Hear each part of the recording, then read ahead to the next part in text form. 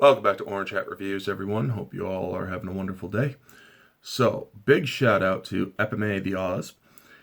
He is the one who put me on the path to seeing this movie.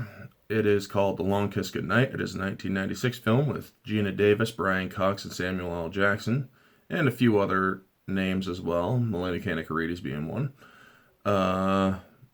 This movie, from an objective standpoint today, is not as good as it was back in 96.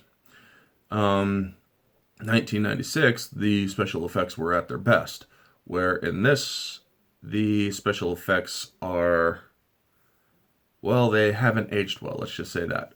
But, objectively speaking, this movie is still around an 8. There is great cinematography, there is great acting, writing, directing. This is a Rennie Harlin film. He did very good work in the 90s. And honestly, I think that this movie is truly a gold standard, especially with the woke crowd, if they decide to ever do any retrospective look-throughs in movies of strong women, because Gina Davis's character is truly a strong woman in this one. She was a master assassin who suffered amnesia, basically.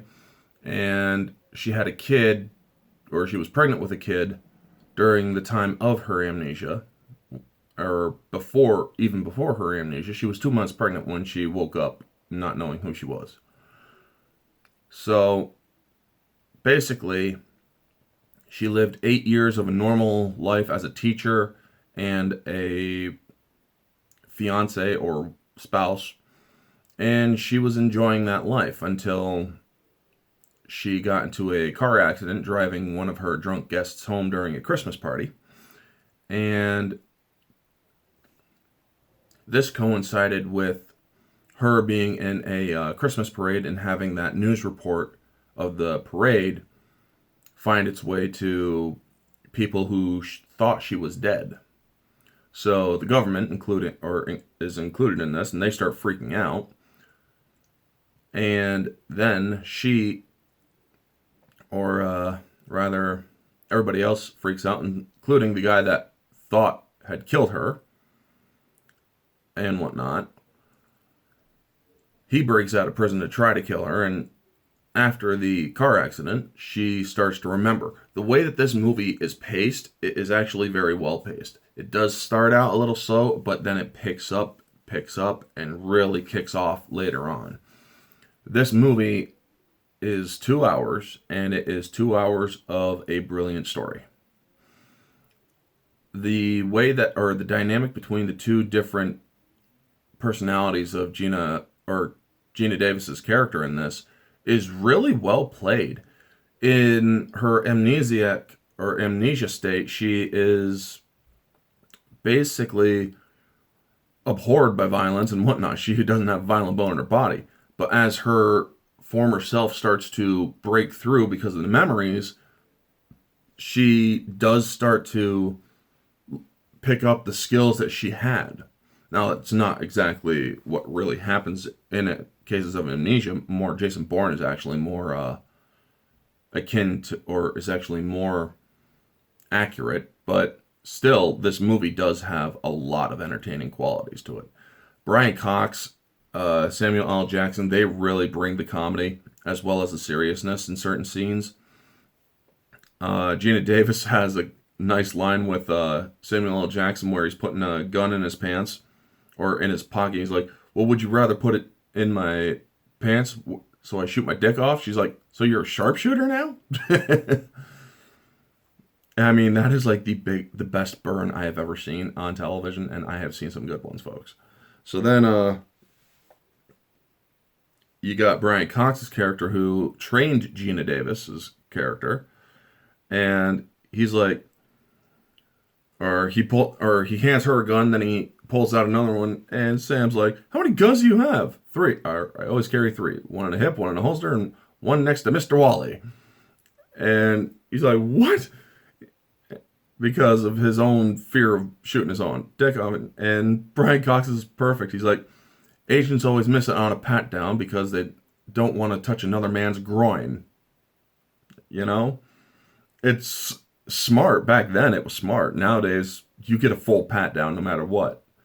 But anyway, this movie does have a great story to it. The dynamic and the differences between the characters of Gina Davis's Charlie Baltimore and Samantha Cain is very well done. I heard they wanted to actually make a sequel to this, and I'm surprised they didn't, but it was back in 2007 that Samuel L. Jackson was talking to Rennie Harlan, and, well, nothing came up about it, I think. I don't think the sequel ever got made. I mean, I've looked for it, believe me. So then, the action sequences in this movie are top notch.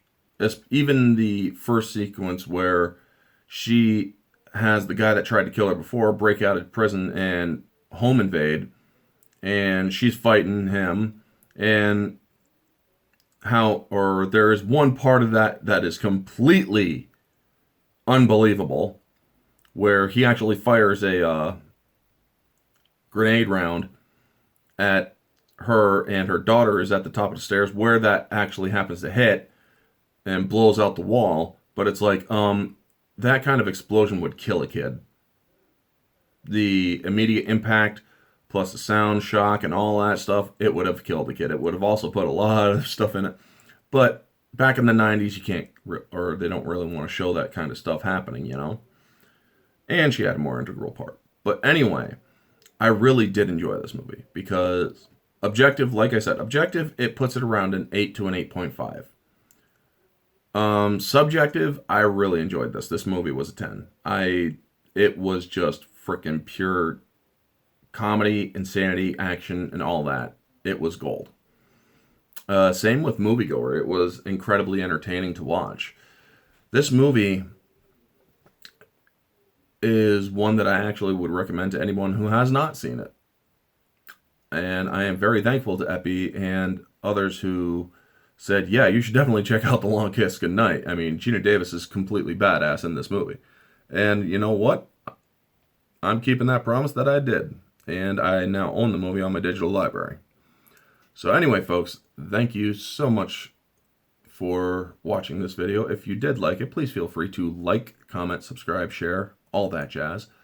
Let me know how or what you thought of the movie The Long Kiss Goodnight. I'm sorry. Thank you again to EpimeTheAus. This movie was great, and I thoroughly enjoyed it. Anyway, folks, this is going to be Orange Hat Reviews, and have a wonderful day, and always remember to stay humble.